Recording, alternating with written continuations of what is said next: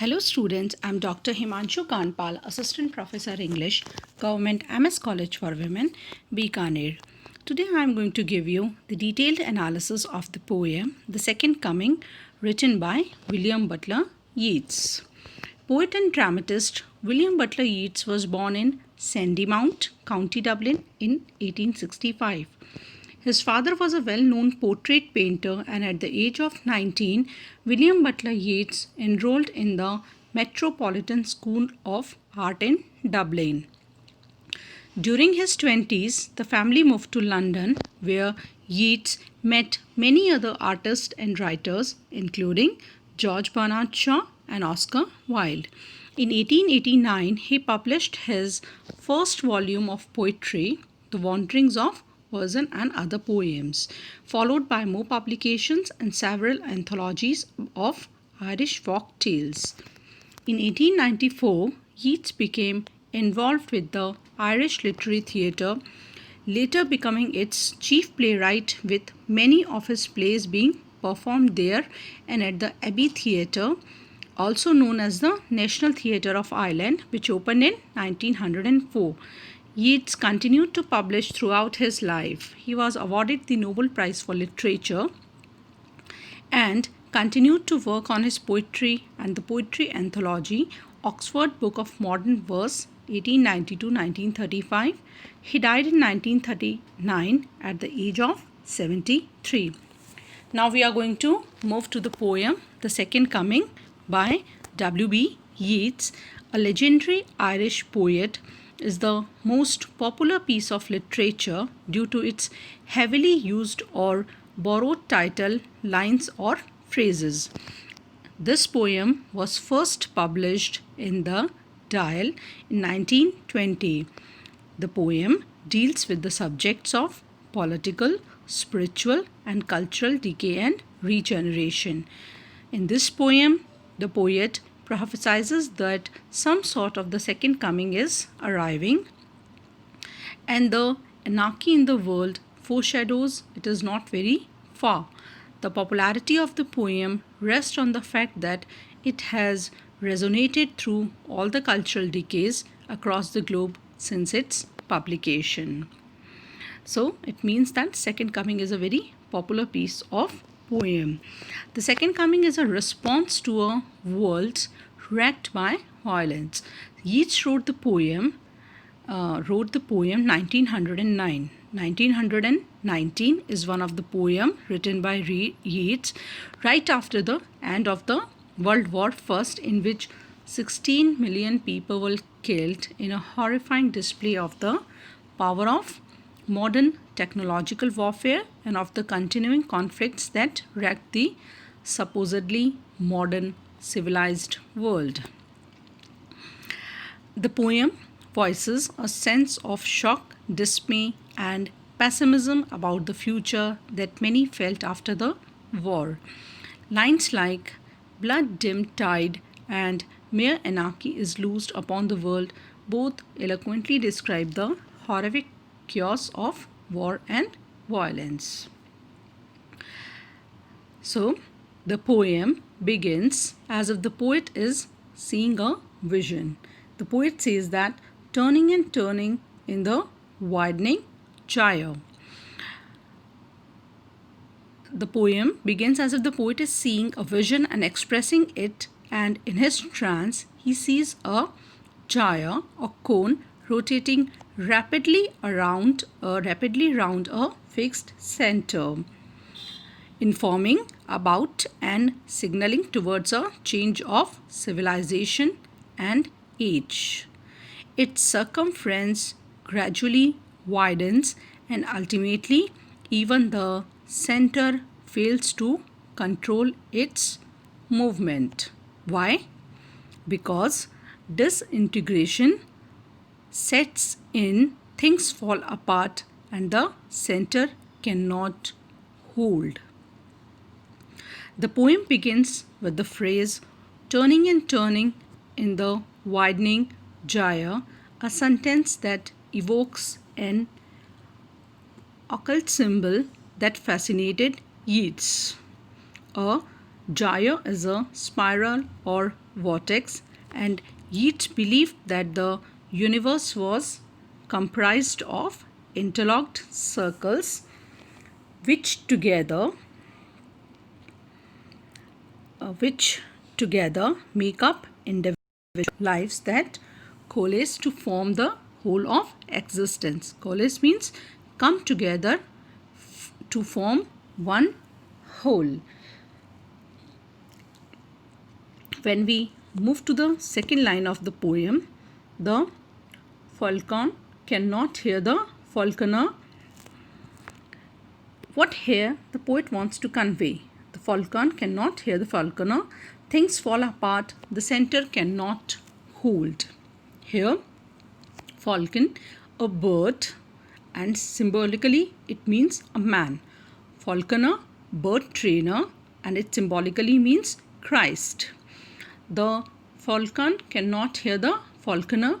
The bird should obey its master or trainer. Here the falcon is a small bird of prey trained to hunt and kill other birds and small animals. Here it is a symbol of soul or man, or the spiritual and emotional part of man's makeup. So here the poet wants to convey that the bird should obey its master or trainer. It cannot hear its master. It is because of the distance between the two depending on the systems of Jayas. It implies man's separation from ideal of himself and his break away with traditional tie. Things fall apart. The center cannot hold. Mere anarchy is loosed upon the world. Essentially, this first line is just a complex way of saying that something, first line, that is turning and turning in the widening Jaya, that something is happening in this world. Something is churning and awakening. Some new existing is rising out of the current haze of life that we all live in, expanding it and enlarging the scope of what life is and altering how the world works on a fundamental level. The whole first section finds the speaker observing a world that is losing touch with order and morality. The most important thing in the world for a man is that everything goes with order and morality. But writer says that we can feel that world is losing touch with order and morality. Something is moving and something changing in spiral motion. So the poet feels that world will never be the same. The falconer has lost control over the falcon. Because of the lack of contact, man has to cease to hear the call of soul, spirit, because the world is too much with him. Since intellect and materialism, science, technology, and rationalism is too much with us, it is leading us towards destruction. As a result, anarchy means a state of disorder due to absence of controlling system.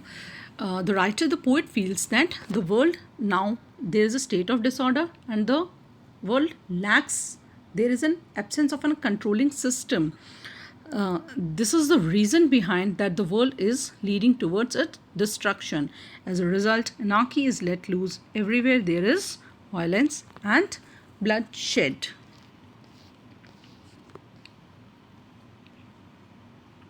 So we move further in the poem. The blood-dimmed tide is loosed and everywhere the ceremony of innocence is drowned. The best lack all conviction, while the worst are full of passionate intensity. So here the poet says that violence is destroying innocence. People have become detached from their leaders. Something fundamental is dissolved, and the people who believe in goodness are being silenced, while the loudest speakers are the villains and chaos bringers.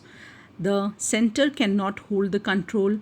Consequently, traditional and aristocratic life, and thereby innocence and purity, are in danger of Extinction. There is a tide of violence, a tide both dimmed by blood and in the blood itself. The bloody tide is set to ruin the world. Violence. Here, Yeats is thinking of anarchy and violence that came in the wake of Irish and Russian revolutions. The best and the wisest and the aristocratic have lost all faith and conviction, and the worst, the masses are fanatical and violent. Here, I would like to tell you something about blood dim tide. This phrase strengthens the sinister situation and intensifies the idea of anarchy. The phrase also suggests the great biblical flood and the havoc it caused. The blood dim tide is a tide of violence, a tide both dimmed by blood, and the blood itself is related to the violence of 1919, in which writer says that nowadays are dragon-ridden and violence upon the roads, violence of horses, etc. There is violence and bloodshed because of the Easter Rebellion, Irish Civil War, and the Great European War of 1914 and 1919. Further, writer concludes this stanza by saying that anarchy is let loose in the world and there is an all-round convulsion in which all finer qualities are destroyed. Everywhere the traditional way of life, a way which has always fostered purity and innocence, is in the danger of extinction. In the first line of the second stanza, the poem hints that a moment of divine intervention must be at hand after the chaos of the first stanza. Surely some revelation is at hand. A new era by T. Christ. Surely the second coming is at hand. The second coming, hardly are those words out when a vast image of Spiritus Mundi troubles my sight, a waste of desert sand, a shape with lion body and the head of a man, a gaze blank and pitiless as the sun is moving its slow thighs, while all about it wind shadows on the indignant desert birds. Surely some revelation is at hand, and as it turns out, some revelation is at hand. But rather than returning the world to peace, this new revelation makes things worse. A new and grotesque beast heads towards Bethlehem, the birthplace of Jesus, to be brought into the world. Surely the second coming is at hand.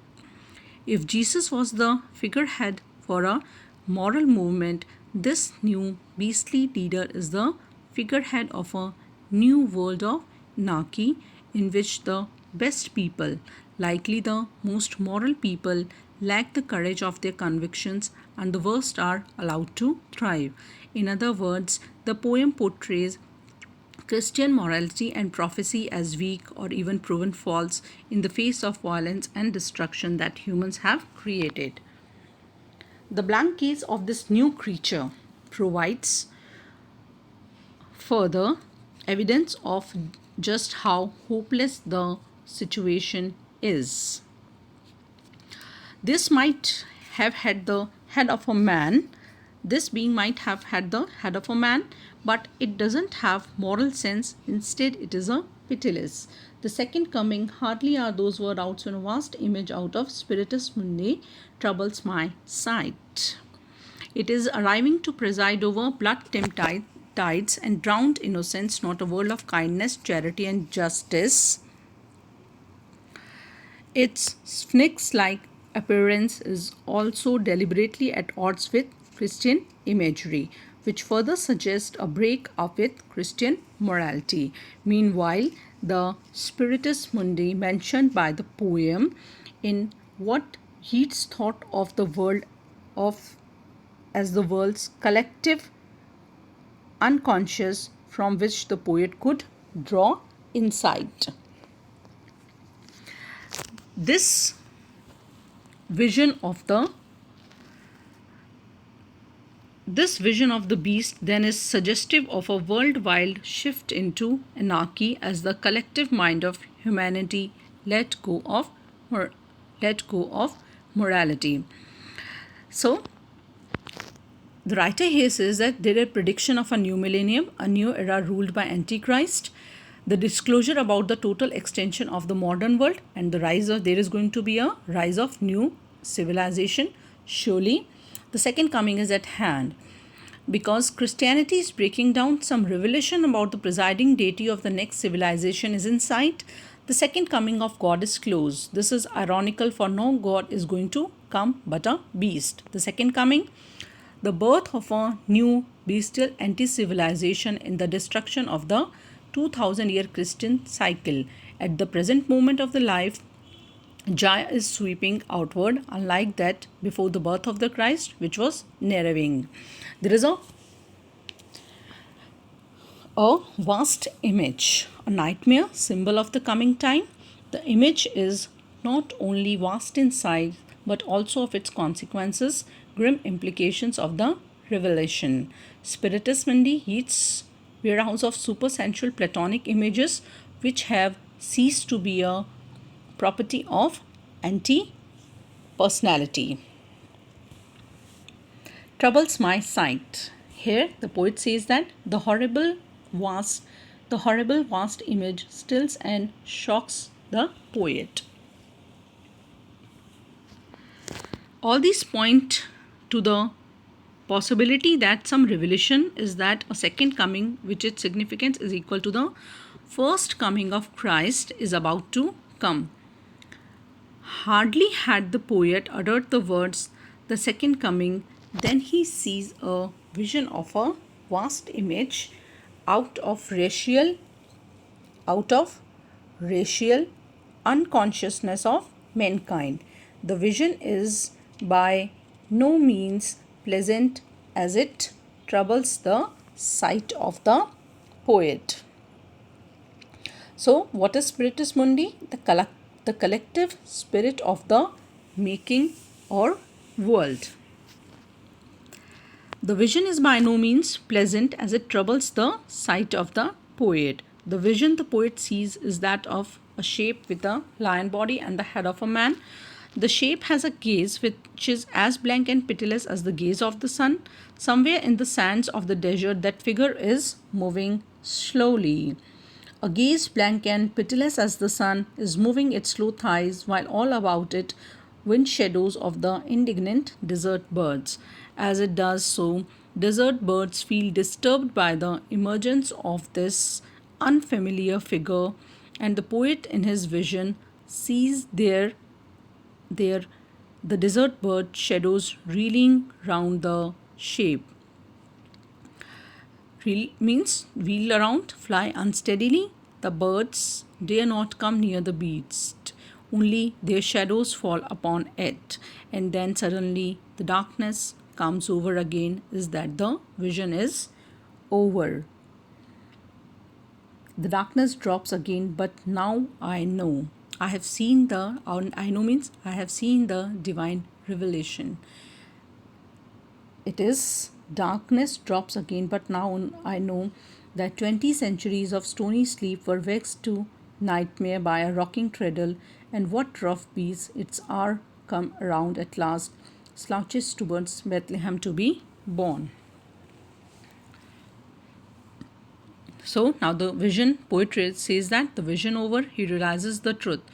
The 2000 years of dead, unspiritual life of Greco-Roman civilization collapsed by the birth of Christ, and that now the rough beast, the presiding deity of the next civilization, its appointed time have come. It moves towards Bethlehem, the birthplace of Christ, to be born there itself. Christianity is to be replaced by the bestial civilization, which is more horrifying. The vision is over, but so long as it lasted, it has been able to give the poet the knowledge that when the 20 centuries of stony sleep before the birth of the Christ were disturbed by the rocking cradle of Christ at Christ's birth, the situation must have been similar to the situation now.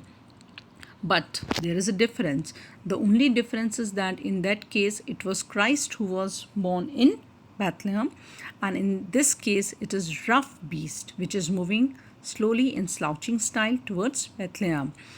Its hour has also come round at last. It's that the time for it to herald another era of 20 centuries has come. The big difference of this time is that whereas Christ's influence was all welcome, this is a rough beast and its appearance is more terrifying than welcome. In other words, civilization is for sterner times at the hands of the new authority which is likely to take over in the wake of this second coming. That violent beast was learned to stony sleep and nightmares for 200 years by rocking Christ. Thus, the 20 years long petrifying sleep of the violent beast has been, as it were, broken to its indignation by a rocking of its cradle. So, in other words, the civilization is for the sterner times at the hands of the new authority, which is likely to take over the wake of the second coming. So, according to the poet, the second coming is imminent because the Christian civilization has almost run its course of 2000 years. The present cycle of the history is almost over, and a new history is about to begin. The birth of the new civilization may appear to be the ruin of the old. Its values may appear to us monstrous and terrifying. The very thoughts may be nightmare to us, but this much is sure that a change is in the offering. So, according to one writer, the poem is an expression of a vision. The measured verse, the repeated phrase, the simple and terribly effective images convey this moment of concentrated and amazed vision. And according to another writer, Ian Chafaris, he says that this is probably Yeats's most powerful poem. Its effect is cumulative. It states a situation and envisages its development. Its essence is dramatic as well as philosophic, lyric as well as elegiac. Thank you. This is all about the poem Second Coming.